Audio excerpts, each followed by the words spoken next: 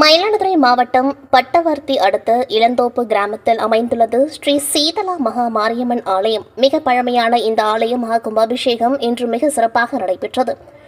இந்த கும்பாபிஷேகத்தை ஒட்டி யாகசாலை அமைக்கப்பட்டு புனித நீர்க்கடங்களை வைத்து வேத விற்பனர்களால் 2 கால யாக பூஜை நடத்தப்பட்டு பூர்ணாகுதி நடைபெற்றது. பின் மேலதாளம் வான வேடிக்கை முழங்க வேத விற்பனர்கள் மந்திரங்கள் ஓதி புனித நீர்க்கடங்களை தலையில் தூக்கி சென்று விமான கலசங்களில் புனித நீர் ஊற்றப்பட்டு மகா கும்பாபிஷேகம் மிக சிறப்பாக நடைபெற்றது.